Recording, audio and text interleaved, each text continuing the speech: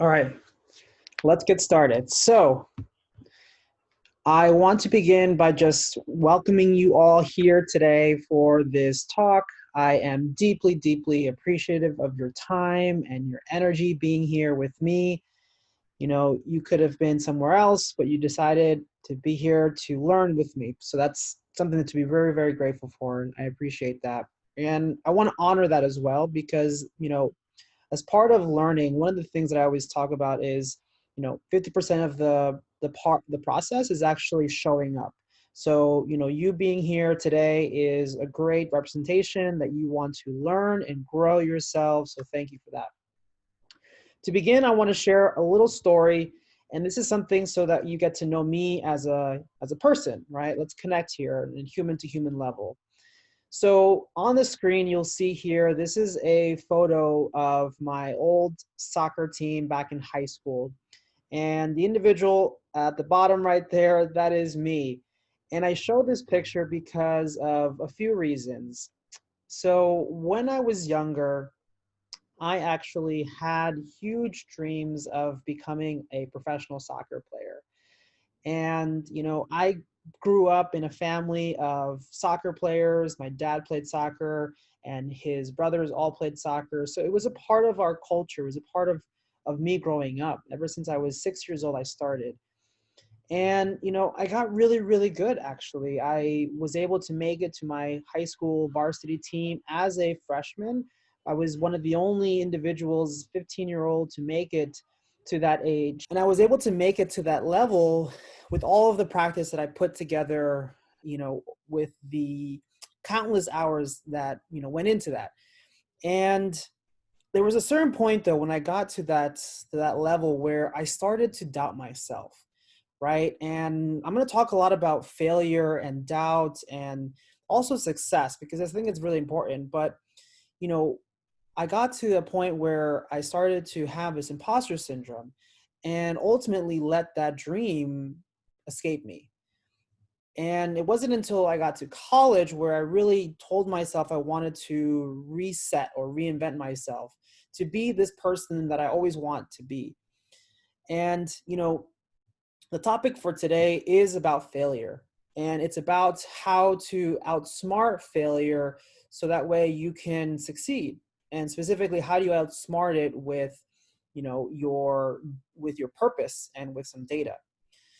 So I wanted to share that because we will see a common thread about, my personal take on how to approach failure. I'm going to weave in a lot of my personal stories, but also because this is obviously a product-led growth festival, I'm going to include some of the lessons that I've learned along the way in my journey as a product manager. So one of the things that I want to always share is just a little bit about how I got started in product management. And this is a little video that shows, back in college where I was a part of a team.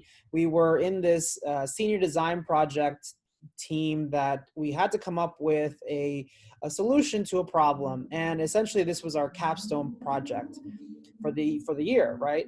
And at the time I had no idea that me being and playing this role as a product leader was anything related to product management. All I knew was that I was trying to lead a team of people, and we were all focused on this one common goal.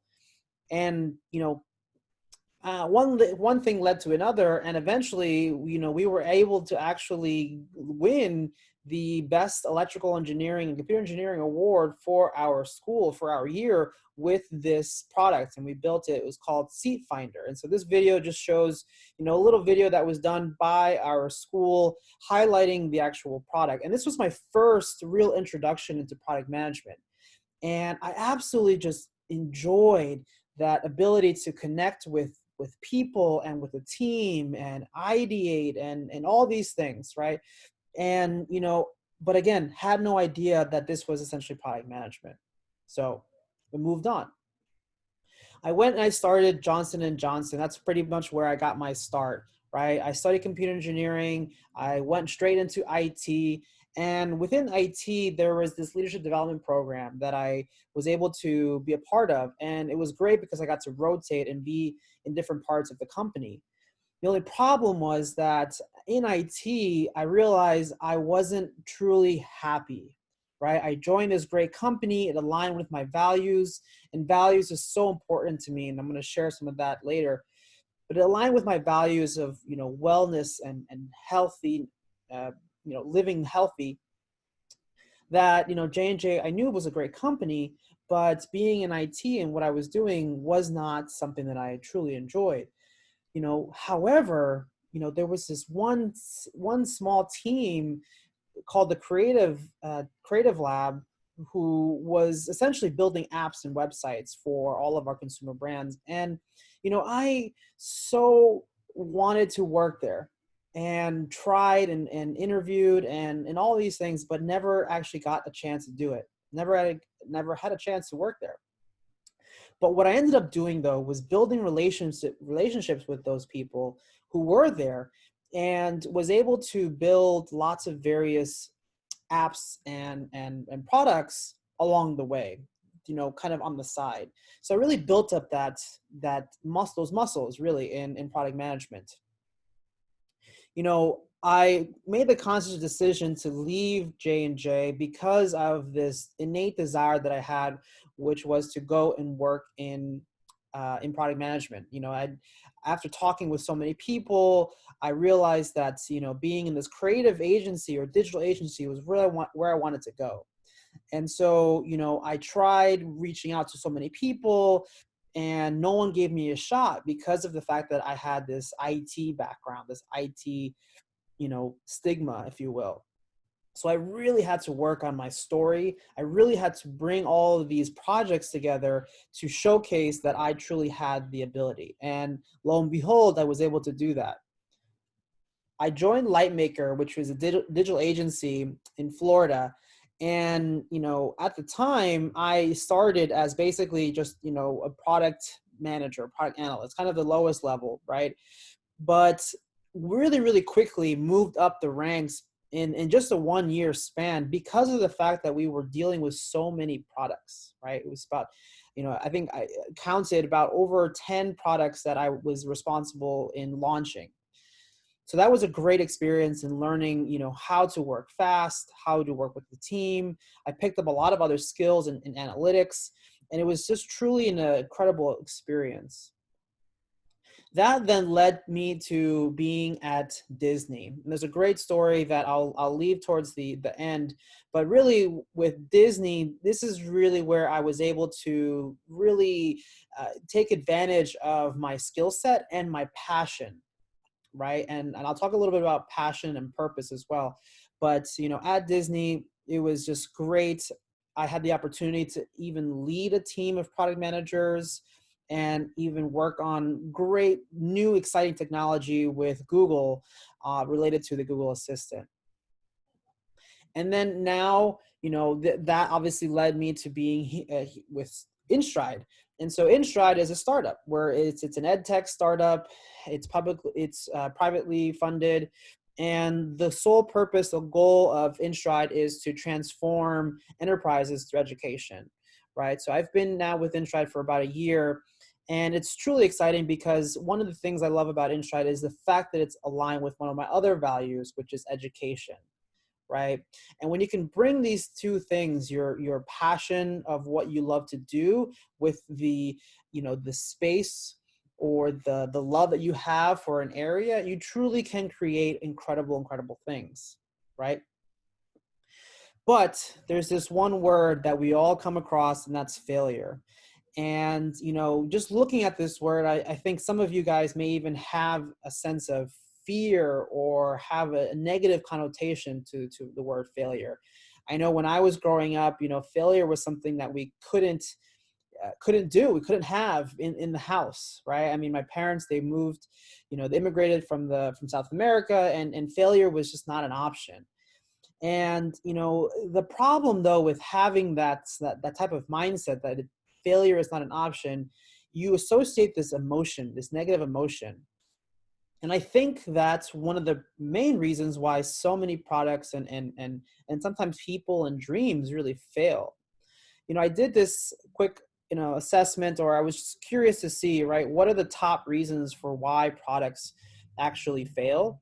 And, this little list that I found kind of highlights some of the top 10, right? So, no market need is a big one. Another one is, just run out of cash. And, I look at this list and I really ask myself, though, would it be possible to actually succeed regardless of all of these conditions, right? And in my belief, I think it is. I actually believe that regardless of any of these situations, right, running out of cash, not the right time, I believe there is something that people have that can be the critical factor in making all of this possible, right? And that specific characteristic, obviously being success and having something that I believe, and I've seen, I've studied, people that have been successful do a specific thing. And this is just a repeatable pattern, right?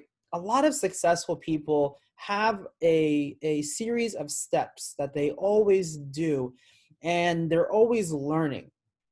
And the way that they look at failure is not in the sense that it's a negative emotion, but they see it more as a growth opportunity, right? I love it when, people talk about working out, and when you go to the gym, you're essentially putting your body to failure so that you can grow. And I think it's that little mind shift that we need to do. And I'll share some of the strategies on how to do that to really create these new patterns in our minds, so that way we can become more successful and look at failure as a part of the process. Most of our decisions are actually controlled by two critical things. Number one, it's our beliefs, and number two, it's our values. So beliefs are essentially the things that you hold to be true, right? You when you look at a belief, this is sometimes an identity, right? So for me, it's my belief that I will be very healthy and I will, be very successful because I've essentially created that identity for myself. And values are a way to look at the things that you spend the most time on, right? So for me, I value health, I value education, and I value the idea of growing, and especially nowadays, business and growing businesses. So by having a clear understanding of these two things, I think more people can actually become in control of their lives, right? But the problem is that we are not. So that brings me now to the actual, result of why you're all here. And that is, how do you do it? How do we outsmart product failure with data and purpose? So I'm going to bring to you 5 steps that are key, and I've seen it work with me, and I've seen it work personally with me in my life and also in the products that I've managed, and I know that it can help you too.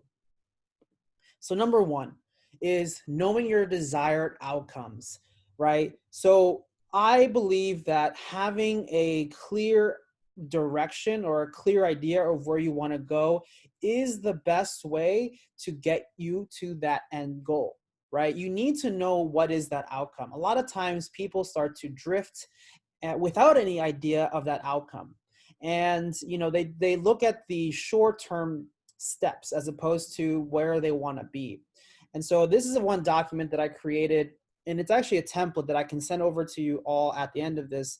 And it outlines for myself, for my life, actually some of the outcomes that I'd love to see or I aspire to have, and I know I will be able to achieve based around the different areas of my life, right? These include family, finance, friends, etc.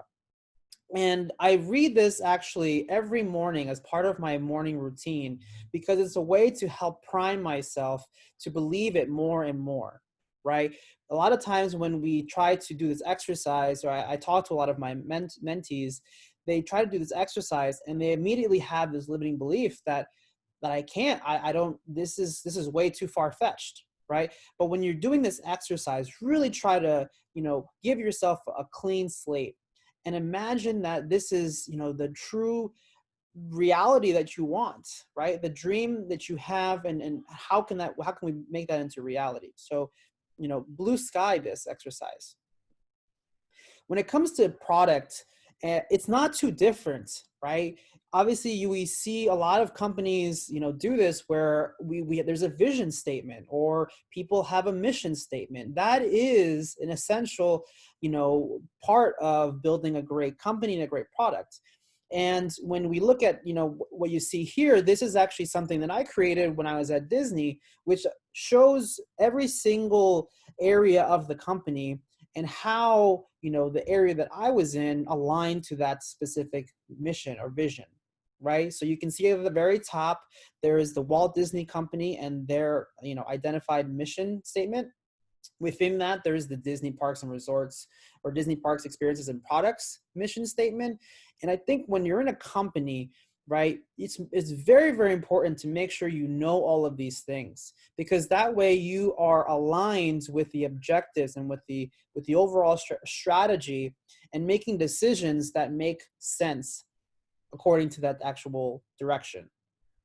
So when I was at Disney, I worked within the search and conversation space.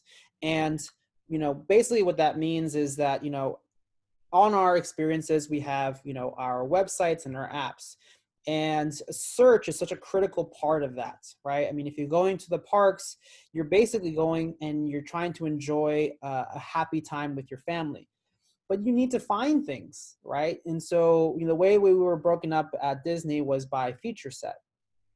So as a manager of product, I established this vision for my team, right? When it came time to coming out with the actual, roadmap, I really had to think through what's our purpose or what's our outcome, right? And so in this case, it's perfectly match families and fans around the world to enjoyable Disney experiences and destinations, right?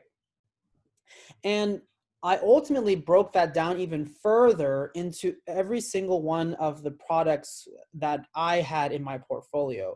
So I had, search, I had messaging, and I had natural language experiences. And this is an exercise that I think more product managers should do, is really taking the time to figure out what is the vision, where do you want this product to go? What is the outcome, right? Find out what that outcome is and make sure everyone knows it. Awesome.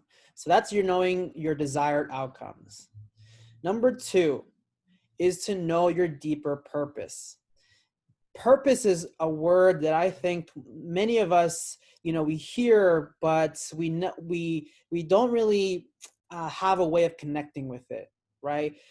I love this quote from Jay Shetty, who, once said, and your passion is for you, your purpose is for others.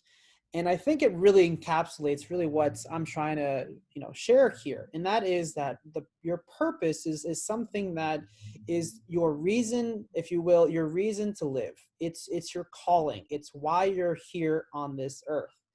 And when you have clear identity of that purpose, you become a lot more concentrated and focused on why you want to do something, right? It's essentially the why. And in product management, this is so important, right? Knowing the why and being able to articulate the why.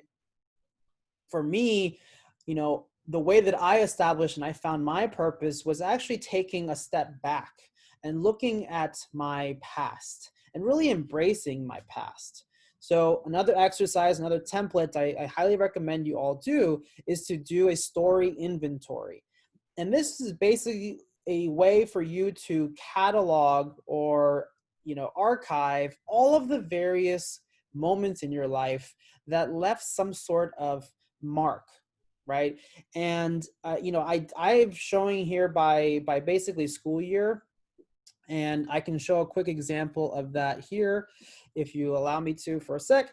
It basically marks down by every single, group year, whether the actual information the school year is something related to a specific story, right? So a very good practice to do, specifically because when you're talking to new people, this is a great way to just have in the back of your mind, because you've taken the time to actually catalog these moments, these either epiphanies or challenges where you can then easily connect with someone, right?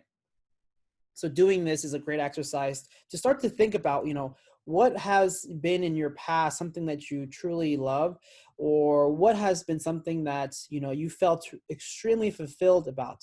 And I think that's a great way of actually articulating what purpose really is when you do that act, you feel this amazing sense of fulfillment, right? You feel this warm feeling in your heart that is a good feeling that you want more of. Awesome. Another thing to do is being able to assess your present. When you're trying to figure out your purpose, you kind of need to know where you are right now. And I've done a little bit of an exercise here as well that I can share with you. And this is basically just a list of amazing assessments out there on the web. These are all free that I highly recommend anyone and everyone to try to really get a sense of, who you are right now. Because what you'll find is that the more that you know about yourself now and the more you know about yourself in the past, you start to formulate a lot more of a clear identity. And I think that's really what I'm trying to get to, is that forming that identity of what you're meant to do or meant to help other people do. Your purpose is sometimes correlated to something that you're really, really good at and you really enjoy, giving to others. When I was at Disney, actually before I was even at Disney, this is actually a picture of me in Orlando. I absolutely loved going to the parks. This is at One Man's Dream. It's a actually, I'm not sure if it's even there anymore. They're going to do some refurbishment.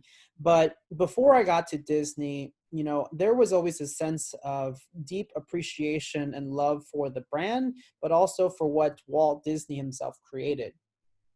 And when I was actually interviewing for Disney, I used that sense of appreciation and love for the brand in the interview process. I actually was reached out by a recruiter from Disney, and within the first, within 15 minutes, because that's all I had, I was able to, have convince her that I was, the right fit or a fit for a product manager role at Disney. Now, I didn't get the first one or the second one.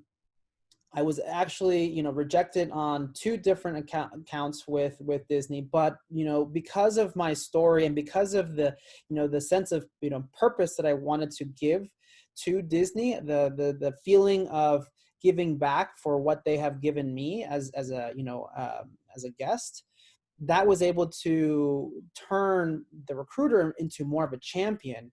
And on that third interview, or on that third chance with Disney, I was able to land that actual opportunity. So I'm super grateful for that recruiter, for giving me the chance to do that. And when I was at Disney, one of the things that I also really, really loved about the Disney brand is how they bring a lot of the stories of the actual guests and people, the fans, to the cast members, right? So at Disney, employees are referred to as cast members, and it's a part of the orientation or your traditions where you listen to people's stories about how Disney has touched them in some way. And this one in particular, for me, was always a feeling of that sense of pride, and also a sense of purpose for why I wanted to create great products for Disney. So I'm going to play it, and there's absolutely, there's a little bit of music, but there's no one really speaking, and you'll see why.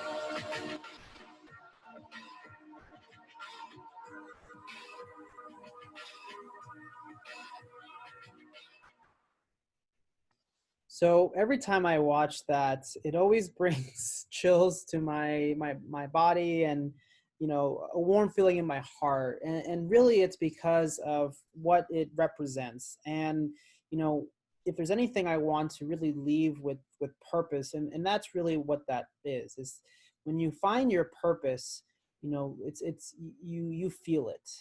And when you can actually use purpose to your advantage, you find that regardless of whatever challenge comes your way, you will always prevail, right? Because it's why you exist on this earth. And it's a hard thing to grasp, I know, but with some time and some of the exercises that I shared, it will be something that I know you all can develop.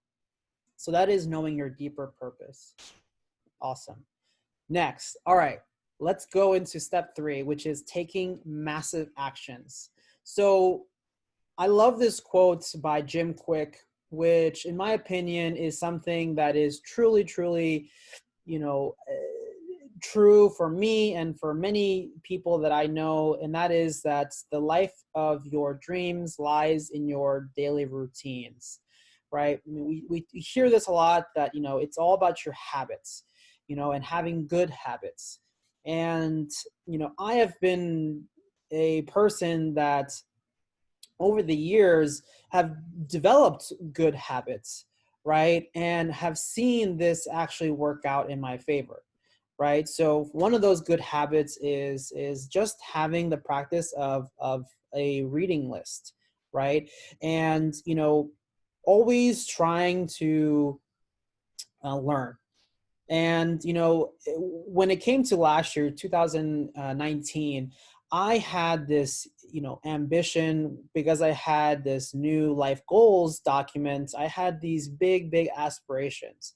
And one of those was just to, start to become more of a thought leader, and also to be more of a motivational speaker, and to create, essentially, businesses. And, in order to do those things, you really need to take massive actions. You need to do something that will propel you forward. And for me, that was to learn. And it was part of my daily routine, was constantly learning, from podcasts, from YouTube, from books, and actually making it part of my morning routine and also my nighttime routine. And I've seen tremendous success from it, right? My ability to communicate has been better. My ability to retain information has been better, because of how I'm actually including this as part of my life, right? Integrating it with my life.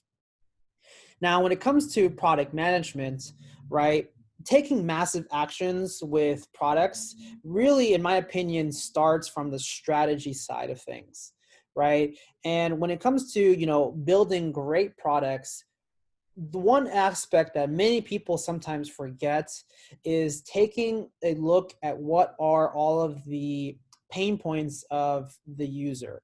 And specifically, I mean, by looking at it in terms of steps. So this is a company called Thrive. We worked with them at Disney. And one of the things that they offer is just the ability to educate you on jobs to be done. And jobs to be done, if you don't know, is it's a type of framework or theory on how to create disruptive strategy for products that won't fail. And I absolutely love how they share this. They articulate really what it comes down to is jobs to be done is that the idea that people are essentially hiring your product to get a job done, right? Meaning, for example, people don't want a 1/4 inch drill, they want a 1/4 inch hole. And some of the information that Thrive offers, they actually do offer a free experience for some of the content that they have, can educate you on how to look at your strategy for product management a little bit differently, and looking at it in terms of job steps, and looking at those job steps and finding out, instead of looking at maybe an NPS score, you look at a customer effort score.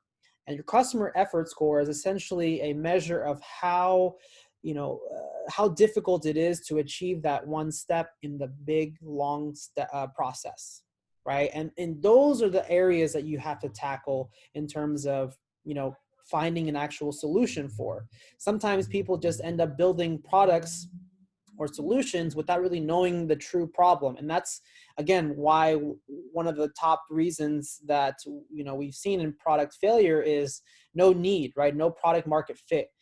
But by doing this exercise of going through and knowing all the job steps and being able to articulate and find out what are all the customer effort score, you'll start to really identify what is the need. You'll also be able to articulate or find out what is the willingness to pay. And that is something that, is very important when it comes to building new products, right? And I'll talk a little bit about that in a couple slides later. But I highly recommend you check out Thrive and some of the courses, that the information that they have. So this is just a list of all of the actual videos that they have as part of their offering. So you'll get you'll get an idea of how to, handle and do strategy and look at competitors and all of these other things. Awesome.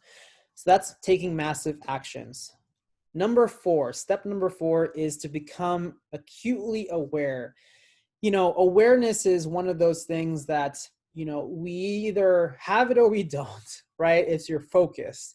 And in our day and age, our focus, our awareness is constantly being taken away from us, right? Maybe it's a ding on our phone, or it's an email from someone, or it's, something that came, to your attention. It's being taken from us in many, many directions. But when you can actually focus and harness some of that awareness, that's where energy will also go. And so this is a saying or a quote from Dan Depani, who's one of the monks that I love to listen to and get some insight from. And he says, where awareness goes, energy flows. And, when you can actually take some time to be aware, right? And also take some time to include it as part of your life, right? Really, truly be present and listen to, the other person, right? Integrating awareness in our everyday lives will help you to integrate awareness in everything else, right? So for me, I love to integrate the idea of awareness and being aware of my health through the products that I use. So specifically, this is a product that I love. It's the Withings watch, and it is essentially a tracker of your sleep, your heart, your activity, and it obviously looks great as well. The one of the things I love about it, though, is the way that you can become aware of all of the goals or the outcomes that you want, right? So for me, one of my outcomes in terms of health is establishing and maintaining a very healthy body fat percentage, right? Specifically, I want to be between 9 and 12% body fat. And so you can see here, this is one of the measurements of body fat that I can look at to give me an awareness on where I am, right? That's another great product I love using. It's called Muse. It's what it is that it's a headband that you put on your head, and it syncs up with your phone via Bluetooth, and through headphones, you're actually able to listen. This is it's a meditation type of device, right? But you're able to get a feedback back on how you are doing in terms of meditation. So for example, this is what it looks like in the app. It gives you a reading in the middle. You can see here, it gives you a reading of how aware or how calm your mind is. And it does this by actually reading your brainwave states, your brainwave levels. It uses EEGs. And for me, meditation is something that I've included as part of my life. It's helps to give me that solid foundation that I know is important whenever stressful times come. And being able to have the Muse headband is just a huge game changer for me, because I know when I am in a calm state and when I am in a very mindful and active state. I found that actually being able to think about love and compassion is one of the ways that I've been able to calm myself and bring balance, which is crazy, right? Because a lot of you may think, oh, isn't meditation the idea that you're just basically stopping your thinking? And that's actually not true. It's physically impossible to stop thinking while being alive. What meditation is meant to do is to focus and keep you, in a way, focused on something away from the distraction. And the way that I approach meditation is actually by, looking at it from a approach of keeping the awareness on love and compassion. And so here you can see in the middle, every time you see the birds, that's actually an indicator that you are in a calm and essentially this brainwave states of that you want to be in. And another thing I love about the app is that you can actually log it as a way to journal how you felt after it. And I've been using this as a way to reflect and just to keep track of how I'm doing, not even just related to meditation, but just in life. And so, speaking to the idea of awareness, right? Being very acutely aware by having these types of tools gets you to that outcome a bit better. Now, when it comes to products, right, where should our awareness be, right? How do we become acutely aware? Like, what are the metrics that will help us to determine whether or not we are, achieving our outcomes, right? And, this is just a way to identify that, what does success look like, right? And in this case, I believe that success is the ability to create and deliver sustainable value to your customers, to employees and shareholders, better than better than competitors in the market, right?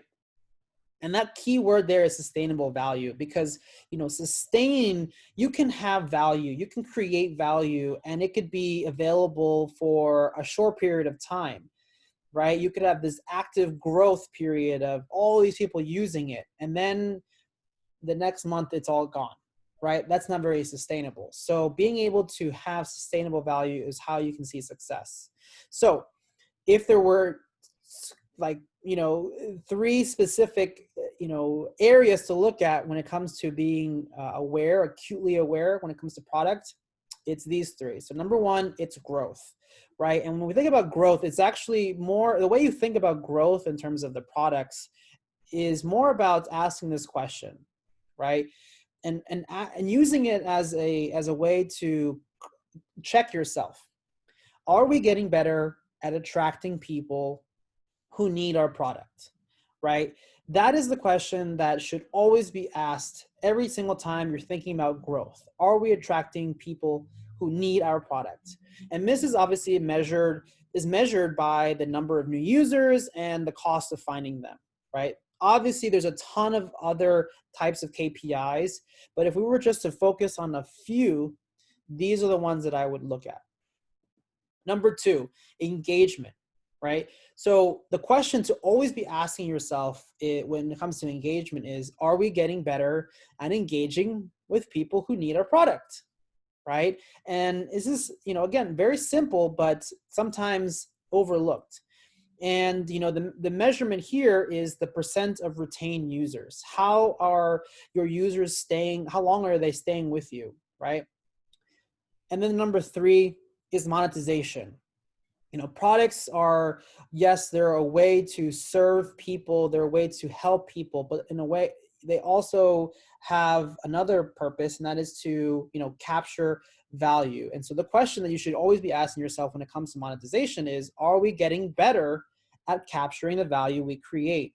And this is obviously measured through profit and knowing what the profit is, right? So again, focusing on these three areas you will be able to better look at your products and assess whether or not you are succeeding or going towards that outcome, right? I put this other template that I will share as well, and it's a template that I use a lot. It's basically a measurement plan with a couple other pieces of information. I'll actually share it here so that way you guys can see what it looks like. But the template includes a way to take the synthesized vision, objective, whatever you want to call it, right? The top level thing, then put it underneath, or put it, get the strategy, put it below, and get the goals, put it that below, and really hone in on the actual KPIs that you're going to use to actually, assess whether you hit that goal. So this is something that, again, can be used as a template.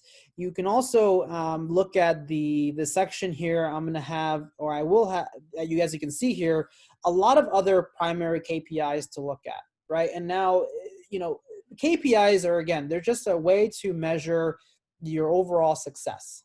And depending on what type of product you're working on, you'll have different KPIs that you're looking at, right? So for example, if you have perhaps a lead generate, or you have a product that's generating revenue from ads, then you're going to look more at these types of KPIs, right? Which is different from, let's say, a product that is getting revenue from let's say an e-commerce type of experience, where you'll have like average order value and other types of KPIs.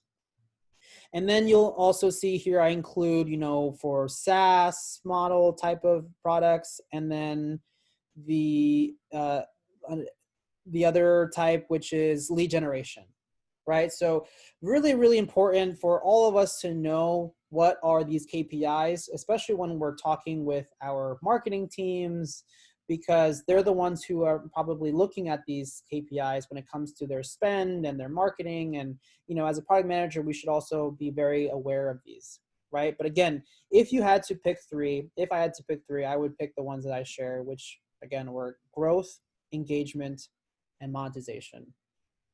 Okay. So how do I keep track, right? I mean, as a product manager, I've been in the space now for about 9 years, and analytics and data is something that I hold near and dear to my heart. And that's because I've learned how to utilize it and how much power comes with it. And so with that, and gaining that power, I use Google Tag Manager. It's one of the, the free tools that Google offers. There are other tools that other, companies include as part of their offering for specific tool sets. But essentially, a tag manager is a way to add tags to your site or your app or whatever it may be, to make it easier for these third-party tools to integrate without the need for a developer, right? So that's kind of my go-to. If I need to tag anything, if I need to add anything in the analytics or something like that, I use Google Tag Manager. I always set that up. Here are a couple of resources that I've used and I can constantly continue to use to make the process of adding new tags faster and easier for me, right? And you can see here, there's, the idea, you can look for recipes or templates to essentially just copy whatever that tag type is and include that in your products. I've also included this other resource, Measure School, which is a YouTube channel, but also the guy has a blog where you can learn a lot about Google Tag Manager and just other types of analytic tools. I think it's very, very important nowadays for all product managers to excel at their analytical skills, being able to look at data, being able to know these things, because the person who holds the data holds the keys, holds the power, right? And so being able to know that information, know how to use that information, you will go a lot further. And then obviously Google Analytics is the go-to for any type of free analytic tools. Recently I've been using a lot more the intelligent feature that Google Analytics offers, where you can actually type in a question, or because that's really what analytics is, right? You're essentially trying to solve questions, right? A lot of times people will ask you a question, oh, how many users were on this device and blah, blah, blah, right? Well, wouldn't it be nice if you could just punch that in and get the report? With Google Analytics, now they offer that, and it's something that I know they're still working to improve. But here's one question I always ask is, what's my conversion rate? I hit the enter, and immediately on the right hand side you'll see, and I snapped it out, but you'll see that they have this intelligent view where it pulls up that actual answer, right? And I absolutely love this, right? And so you can actually see here there's also follow-up questions, which I clicked on, and you can see the other types of answers there too on the right hand side. So just another really great way, fast way to get insights, with your tool that you have, right? You don't have to have all of this, crazy expertise. You just have to know, what questions to ask. And that's usually the hard part, but well, that's actually the easy part sometimes, when depending on who you talk to. All right. So that is becoming acutely aware. Last one, and this is the critical one, because it is what I believe stops everyone from actually achieving success, right? Because let's say you've achieved, you've identified your outcome, you've identified your purpose, right? You're going in the right direction, you're taking massive actions, and you're seeing some of these results, you are becoming more aware, things are coming to you, but you hit that first roadblock, right? What do you do? Do you fail, or do you move on?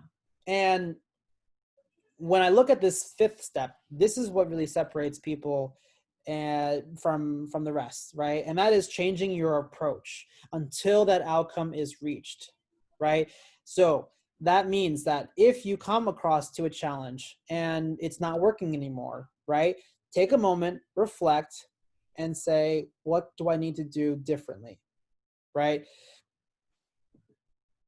This quote will prevail when it comes to the mantra for this step, and that is to think about this step in this way: I never lose, I either win or I learn. This is from Nelson Mandela, and I always say this, I always reference it whenever I'm against a challenge of some kind, right? Whether it's a potential failure or loss of some kind, looking at it from a different perspective, I always say this: I never lose, I either win or I learn.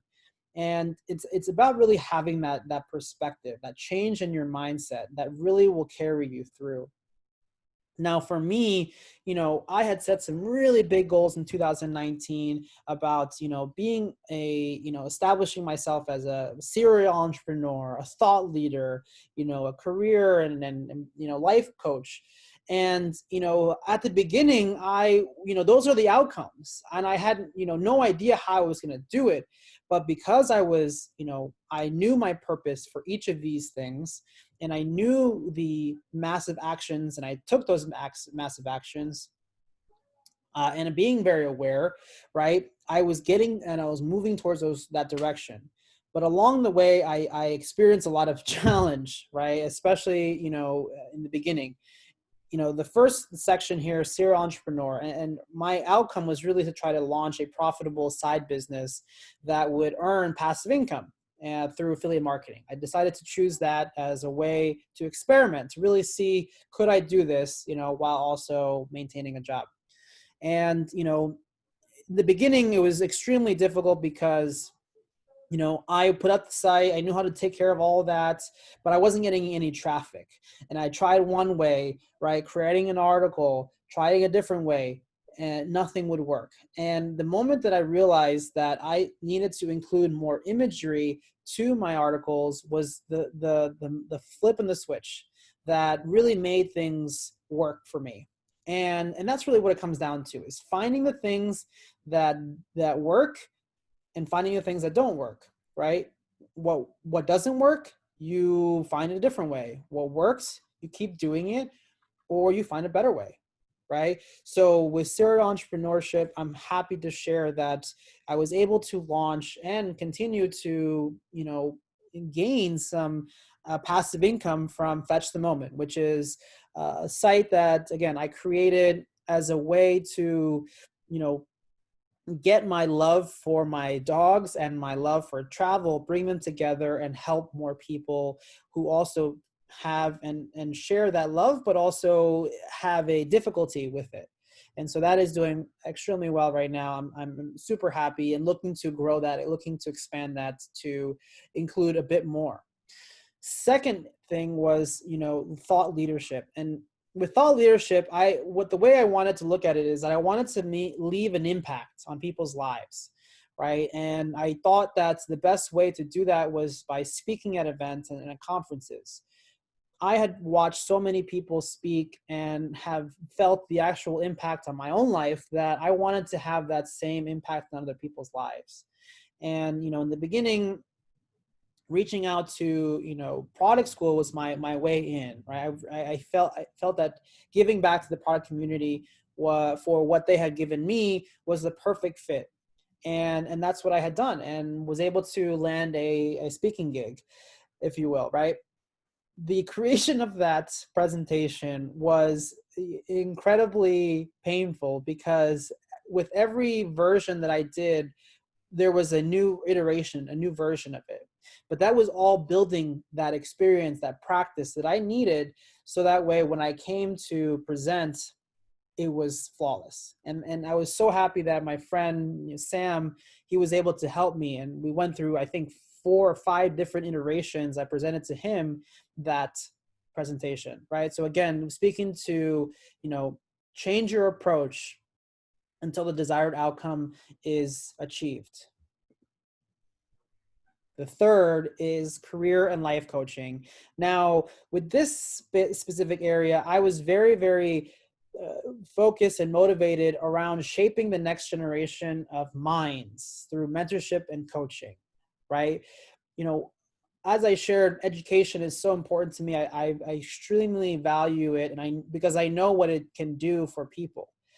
The only problem that I've seen is that the education people get isn't always the right type or isn't given to you in the right order. And so I've personally have felt that, you know, I would love to be able to have gotten this in the, you know, when I was learning, and that is just, you know, a more structured style of mentorship and coaching as opposed to just everything everywhere. So with this one in particular, I was extremely happy to, you know, find a group of individuals who were looking to gain some mentorship and some coaching and offer this to them. And I was so happy to know that, you know, now I have a group of over 20 people, but that didn't get to that without the first attempts of, you know, meeting with individuals, trying out my coaching style, getting my mentorship style, you know, on point, to the point where, you know, I had to, you know, create a lot of things for the very first time, right? So this is just a way to showcase that, you know, when you have a goal, when you have an outcome that you want to achieve, and there are challenges your way, with this new mindset, no matter what comes your way, you can achieve great things that you think at the beginning are not possible, right? This is one of the testaments that I hold very, very close to my heart about how, you know, I was able to help someone. And this individual, Lauren, she had attended my first talk and shared with me how the information that I shared with her was something that helped her get a job at Apple as a product analyst. Getting this response back from her, I had this feeling of joy and fulfillment that I had never felt, you know, like that in a long time, where to the point where I wanted to just, you know, do more and gain and give more, right? So it's just something that keeps me pushing forward. Another thing that I'm really, really happy and proud of is being able to, you know, have hosted a series of mentorship calls with many other aspiring product managers or even existing product managers to offer them this type of guidance. And this one in particular, this was, I think, one of my first calls that I had over 100 people across the world. There were about 33 different countries represented in this one call, and I was extremely just happy that people found it to be very valuable. Awesome. So now how do you change your approach, right? When it comes to product management, how do you change it? So, the clear, decision for me is always, A/B testing or testing, right? Because when you A/B test, you're essentially changing your approach for what you have already, right? The products will always launch and they'll be there out in the world. But if you want to change and you don't see the results, you have to do something with it, right? And for me, that's utilizing A/B testing tools like Google Optimize. Another thing I love to do is I love to look and gain some insights from Google, specifically Think with Google in this insights library.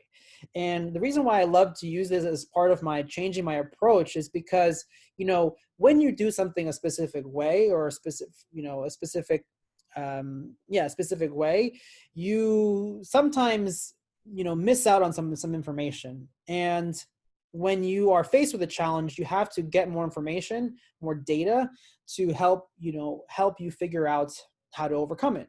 And looking at other companies, looking at like case studies is a great way to do that. And so, I highly recommend, if you guys are in need of some sort of tangible data to get you to that next step, that next level, look into the Think with Google. They have lots of data points and articles and these interactive reports that will give you the insights to, make that pivot, make that change to achieve where you want to go. The last thing I want to share is how important these changes in your approach are into your overall story, right? We don't really think about this, but every time we do encounter a challenge, it is actually something very, very appealing when we can hear the challenge, right? Think about all these stories. So these are just types of story arcs that represent some of the common movie types and also just movie films. So in the left-hand side, you see there is the double man in a whole story arc. And this actually type of arc is represented in the movie The Lion King. And you can see here the arc obviously going down, coming up, going down, coming back up. And every single one of these down moments is essentially a moment of, a challenge, right? Where you haven't achieved that outcome. But when you actually share that story with someone, people tend to gravitate to you because they love the fact that you can share how you overcame that challenge, right? So think about that moment that you are actually experiencing that challenge, not as, it being the challenge and that's going to stop you, but more, how can you learn from it? How can you tell a story from it where it will then, gather the interest or the attention of other people and essentially be able to use it in your interviews, in your pitching, right? Because people gravitate toward these types of stories. And you can see there on the right-hand side, that's the story arc for Cinderella, kind of the rising, the falling, and back into the rising. And it's also represented in the movie Aladdin. So when you think again about these challenges, think about them as more so a story. It's going to be your story. And how can you capture that challenge? Actually take the time to write, journal how you're feeling, what you are going through, because the one story that I love and is something that I recently heard actually from Tony Robbins, is that when he talked to Sylvester Stallone, right, and his story about how he came with the movie Rocky is just incredible. But one of the things that he shared was that when Rocky was going around and trying to pitch the movie to many people, and people told them that, no, you are not going to get it, you're not going to be an actor either, right? Rocky, or Sylvester Stallone, actually wrote down all of these comments. And it was so sweet that, or at least, to him, that when he actually did succeed, and when he got I think it was the Oscars for the movie, he read out loud every single one of the negative comments that told him that he wasn't going to do it, as a way to kind of finish that story of, look at me, I did it, right? And so I advise you guys to look at these challenges, these moments where you're not, let's say, succeeding, but remember them, right? Write them down. These are moments that you're going to look back on when you do succeed, and really embrace moving forward. All right. So to recap, right? What are all the 5 steps? The 5 steps are to know your outcomes, know your purpose, take actions, become aware, and to change your approach, right? And then until you change that approach until you've come to that outcome.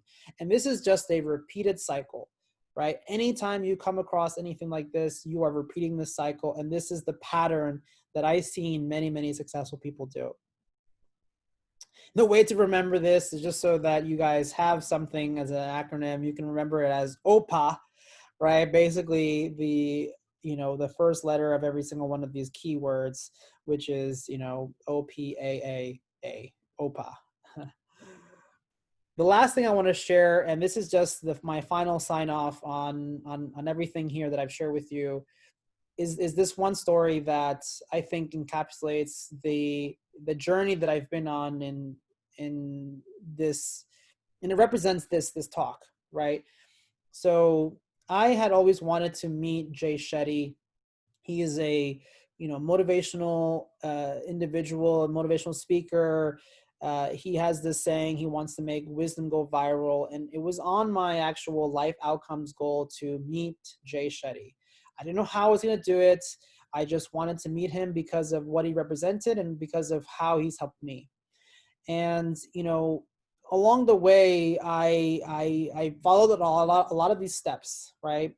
And was seeing more and more of him pop up because of my reticular activating system. My RAS is basically in the part of your brain that is the thing that tells you when you think about a specific car, and all you're thinking about is that car, and then all of a sudden you start seeing that car everywhere, right? Even though that car is already around you, it's your RAS, the part of your brain that's doing that. Anyway, so I had wanted to meet Jay Shetty so very bad because of what he represented, and I was able to actually fulfill that outcome, that dream, through various various ways of connecting with other people.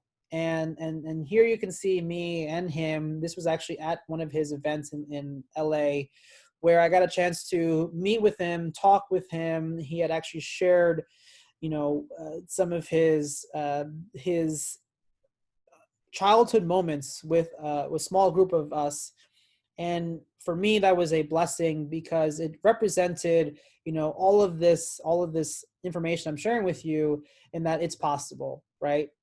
That person that I was, that wanted to be a professional soccer player, where I let my dream go, is no longer going to let any other dream be, stopped. And that is the one thing I want to leave with you all is, your dreams are possible. It is something that you have the innate gift and the innate power to go out and achieve. And, with my help, I'd love to be able to, guide you through that. But also just know that with these steps and some of these action steps, you can also achieve it. If you want to connect with me, you can reach out to me on LinkedIn. I'm just Rich E. Sanchez. And if you are interested in getting some sort of mentorship or coaching, I do have a site that you can go to, and it is, I didn't include it here. I'll go to it right now. It's called a product fit. Teachable.com, and in there you will see some of the mentorship that I offer. Feel free to reach out to me after this call, after this webinar, and we can definitely talk more, and I can share more information about it. But with that, I want to say thank you so much for your time and for really taking the effort to grow yourself and move forward.